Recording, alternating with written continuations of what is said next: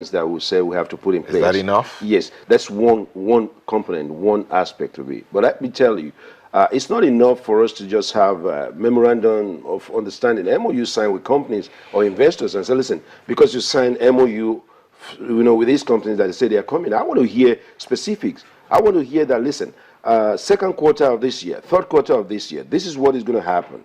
This is when, you boost the confidence of the people. Investors' confidence, and you see, it's the moment I would say we have to be cautiously optimistic about some of these things. Look at our stock exchange. The moment right now is very sluggish. Most people don't really, excuse me, most people will look at it and say, okay, good. We are seeing the fight on corruption, but we have to wait for a while and see how far this can go. Not just putting people on bails, 100 million, 200 million, and these guys are coming up with this, money to pay the bills. One second, we have that call again from the UK. Hello? Hello? Good morning.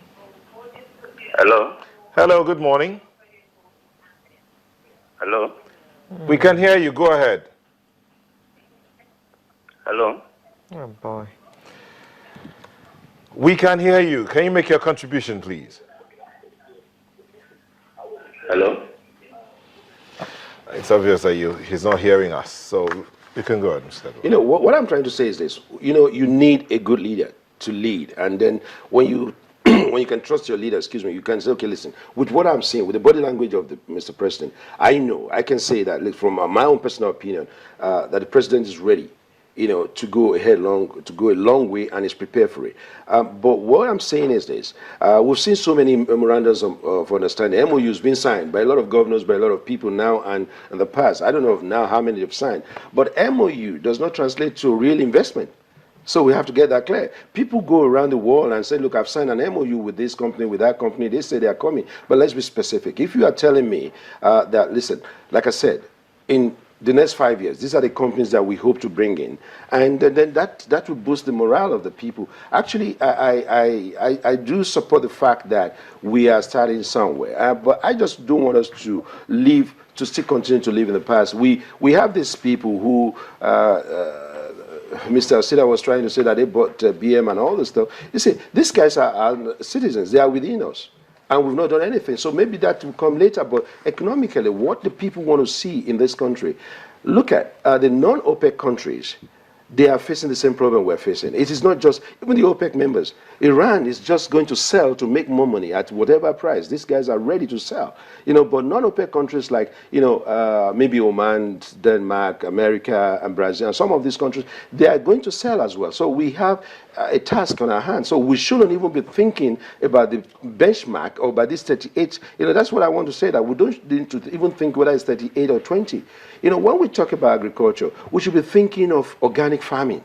We should be thinking of urban farm schemes. There are so many ways. The mineral resources, we have not tapped so much in that area. And, we have to be cautious about it. Some people are even making money in that aspect, in that area, without being fully licensed, without being fully monitored. That is a very good area. We should be, we can make enough. Look at Zimbabwe. Where are they making their little money from? We look at South Africa. Mineral resources, the minings, and these are areas we should be looking at. And I tell you what, I keep saying it here. Fishing. We are so blessed with lagoons, with streams, with rivers, with sea, and we are surrounded with all this, but we're not making good use of it. We see trawlers coming from abroad, fishing in our territory and going back with it. So we have to monitor a lot of it. There are so many ways we can internally raise funds, raise money, and I know fully well that politicians will have a political audacity or campaign audacity to make plans and to talk about it. Go One second, please. We have a caller coming from Imo State. Hello. Hello. Hello? Yes, please. Can you turn down the volume of your TV set, please? Hello? Yeah? Can you hear me? Yes, we can hear you. Turn down the volume of your television. Yes, hello? Oh, boy. Yeah, hello. Hello. Can you hear me? We can hear you. Okay, I'm calling from Imo State. Yes, we know. Hello? Go ahead and make your contribution. Okay, thank you very much. My contribution is a little bit out of the current financial situation of the world. One problem we have in Nigeria is that Nigerian politicians and Nigerian politics is a cash-based politics. Our economy is a cash-based economy, which is the major problem of Nigeria today, because it breeds corruption, it breeds greed. We should be talking about alternative project funding, which many countries like UAE, Singapore, Hong Kong, London. What makes UAE to be one of the greatest countries on earth today? In less than 30 years, they have brought the world to the economy, and yet we make more money than UAE. Why can't we harness into the world project funding today, which is has to do? Mr. Okechukwu mentioned something about sovereign guarantee. We can actually harness the benefit of sovereign guarantee by funding projects that don't have to do with cash. We can fund our projects without spending our cash. Our cash still remains. Nigerian sovereign wealth fund is less than $2 billion, and it has not been growing. While the countries like UAE, their sovereign wealth fund is about almost $1 trillion. Why? Because they are not cash-based economy. You cannot talk about any project today in Nigeria and mention something about bank guarantee or letter of credit. Nobody will look at you. How can we build our economy when we are living from hand to mouth? We sell oil, we eat the money. We sell oil, we eat the money. How can we grow our economy? We should be very, very practical. If you live on your salary only, you don't live. You are living from hand to mouth. How can we grow our economy? How can we build the factories and all these big, big projects and make our country great? When we are looking at the amount of money generated from petrol, there are many ways of, I think it's time for the finance ministry, the central bank, our National Assembly to start to look into alternative project funding, which is almost like 4 quadrillion in terms of transaction in the whole world today. Thank you very much. Okay. Thank you. Thank you, Mr. Amadike. Now, let's move away from the economy, because we're looking at the state of the nation. We've spent all this time looking at just the economy. Now, let's look at the fight against corruption, which seems to be one of the major stilts, I would say, that... and which some people say was going to fund the budget. The refunded monies will be used to fund parts of the budget.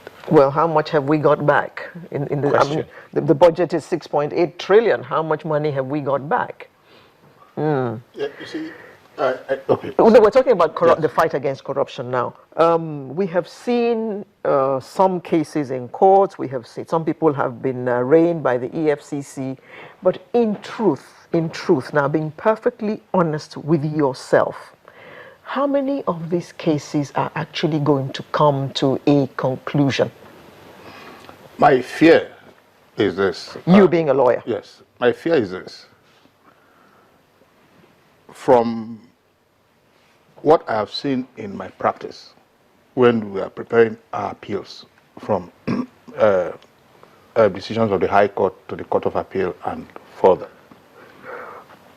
the investigation, the police investigation, because the Supreme Court has said that confessional statement itself can convict. The police, the EFCC, they have pushed themselves towards getting confessional statements from accused persons from under duress, whatever way. But you see, the fallback, the fault lines there are this: one, the Administration of Criminal Justice Law Act and Law of Lagos State, an act which the federal government copied, says, Section 9 says that if you are going to tender a confessional statement, there must be video evidence of the person writing the confessional statement, showing him writing the confessional statement, or his legal practitioner should be there and will endorse that he wrote the confessional statement. Now, how do you get confessional statements? It is properly. It is when you have investigated and put everything before the person, and the person that, oh, I've been caught. True. But they don't do a lot of that. Because if you look at the Metu's matter, how could Metu have made confessional statement and want to chew it? If there's a video evidence of him writing it, or his counsel was there, why would he want to chew it? if he willingly wrote. So even if he chooses it, you have the video.